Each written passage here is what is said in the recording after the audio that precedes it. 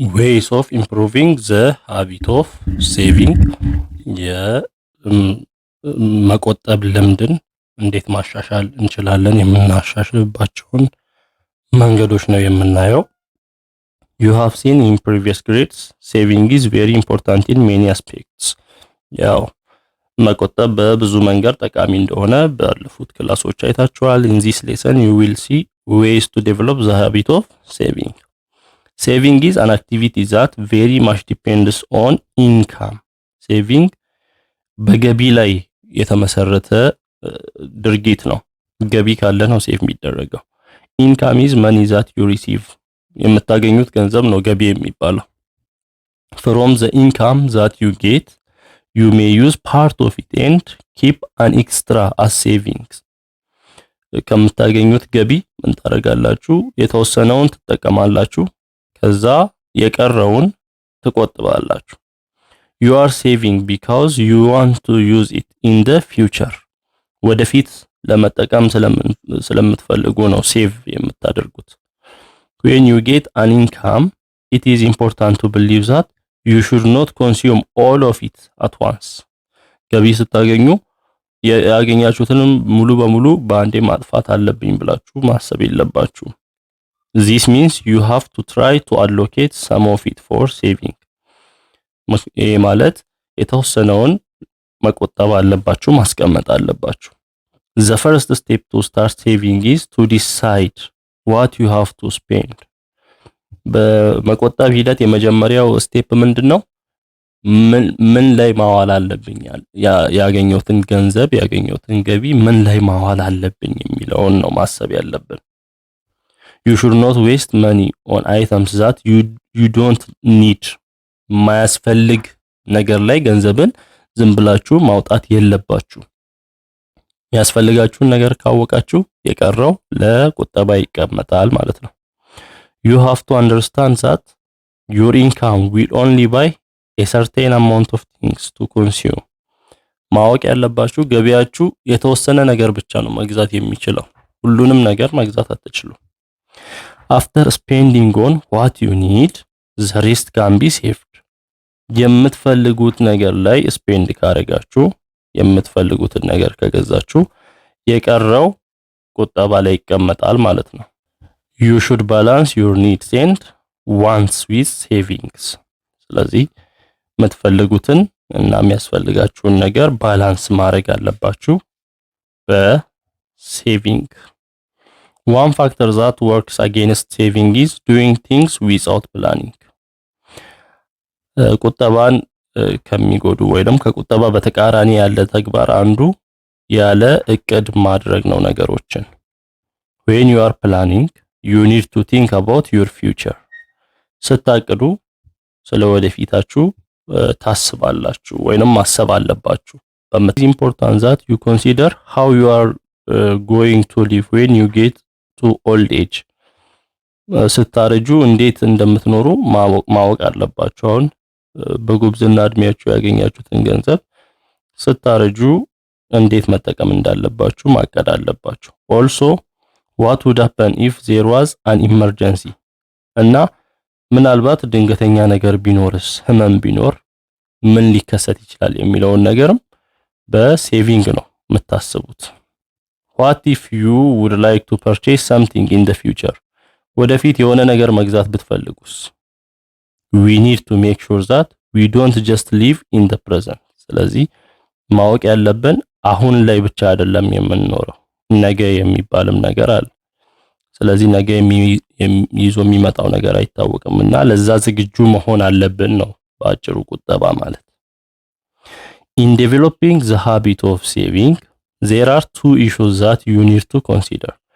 የቁጠባ ልምድን ስናሳድግ ሁለት ጉዳዮች አሉ፣ ሁለት ኢሹዎች አሉ ማወቅ ያለብን ወይንም ከግንዛቤ ማስገባት ያለብን። The avoidance of extravagance and living with your means. አንደኛ ኤክስትራቫጋንስ አላስፈላጊ ወጪን አቮይድ ማድረግ መከላከል ነው። ሁለተኛ በራስ መንገድ መኖር፣ ሰው እንደ ቤቱ ነው የሚኖረው እንደሚባለው። living within your means. A person who avoids extravagant purchases will not be pressurized to pay out unnecessarily. ኤክስትራቫጋንት የሆኑ ወይንም አላስፈላጊ የሆኑ ወጪዎች ማለት ነው። ያንን የማያወጣ ሰው ያንን የተቆጣጠረ ሰው አይገደድም አላስፈላጊ የሆኑ ነገሮችን ለመግዛት ወይንም አላስፈላጊ ለሆኑ ነገሮች ወጪ ለማውጣት አይገደድም። If you limit your interests to your income, you should be able to sustain savings. ፍላጎታችሁን ደግሞ ከገቢያችሁ ጋር ካመጣጠናችሁ ቁጠባችሁን ሰስቴን ማድረግ ትችላላችሁ። In order to avoid wasting your money on an extravagant purchase, you should consider your reasons for wanting the item and judge whether it is really necessary. ይህን አቮይድ ለማድረግ ኤክስትራቫጋንት የሆኑ ፐርቼዞችን አላስፈላጊ የሆኑ ወጪዎችን ለመቀነስ መጀመሪያ ማሰብ አለብን ወይንም ምክንያት ይሄ ነገር የምር ያስፈልገኛል ወይስ አያስፈልገኝም የሚለው would you be better putting your money towards something else or saving it ያንን ገንዘብ በሆነ ነገር ላይ ማዋል ይሻላል ወይስ ሴቭ ባረግ ይሻላል የሚለውን ማሰብ አለብን there are many necessary purchases in life ብዙ ጠቃሚ የሆኑ ወጪዎች አሉ ወይንም መንገዛቸው ነገሮች አሉ በህይወታችን ላይ you need to spend your money wisely ለዛ ነው ገንዘባችንን በጥበብ መጠቀም አለብን another important skill to develop is the ability to live within your means ያ ማለት you have to learn to understand what your income can purchase including assigning a certain amount for savings ያው በአቅም መኖር አለብን ነው ገቢያችን ምን ሊገዛ ይችላል የሚለውን ነገር ማወቅ አለብን የተወሰነውን ደግሞ ለቁጠባ ማዋል አለብን you have to know how much your needs cost and limit this to the value of your income እና ፍላጎታችሁ ወይንም የሚያስፈልጋችሁ ነገር ምን ያህል ወጪ እንደሚያደርግ ማወቅ ነው እነዚህን ደግሞ መገደብ ከምን አንፃር ከገቢ አንፃር መገደብ ያስፈልጋል some people desire things and start spending a lot of money on impulsive purchases አንዳንድ ሰዎች የሆነ ነገር ይፈልጋሉ ያንን ለማግኘት ብዙ ገንዘብ ያወጣሉ this type of behavior is bad because it results in unplanned expenditures that discourage savings እንደዚህ አይነት ባህሪ ጥሩ አይደለም ለምን ያልታቀደ ወጪዎች እንዲኖሩ ነው የሚያደርጉ ዝም ብለን በፈለግነው ነገር ሁሉ የምናወጣ ከሆነ ያልታቀደ ወጪ ይባላል ይሄ ደግሞ ቁጠባን ያዳክማል it could also lead to debt ወደ ዕዳ ውስጥም ሊከተን ይችላል where you are spending more money than you earn debt ዕዳ ማለት ከምታገኙት ይልቅ የምታወጡት ሲበልጥ ነው a big problem in developed countries ባደጉ ሀገራት በማደግ ላይ ባሉ ሀገራት ትልቅ ችግር ነው ይሄ ዕዳ debt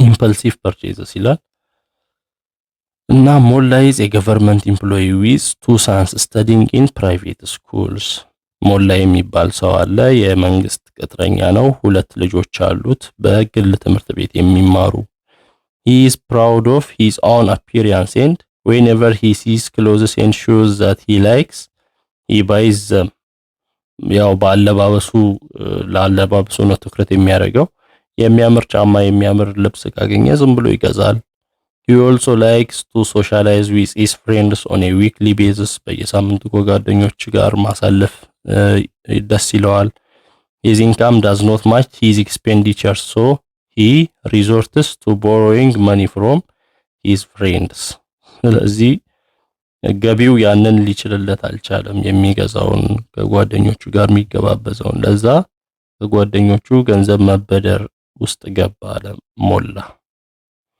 ስለዚህ ይሄ ትክክል ያልሆነ ነገር ነው it is important to develop the habit of saving የቁጠባን ባህል ማሳደግ አለብን it is possible to develop the habit of saving by avoiding extravagance አላስፈላጊ የሆነ ወጪን አላግባብ የሆነ ወጪን በመከላከል የቁጠባ ልምድን ማሳደግ ይቻላል it is possible to develop the habit of saving by limiting our interests to the level of our earnings እና የቁጠባ ልምዳችንን ሌላ የምናሳድገው ፍላጎታችንን በመገደብ ከገቢያችን አንፃር ሊሚት በማድረግ የቁጠባ ልምዳችንን ማሳደግ እንችላለን።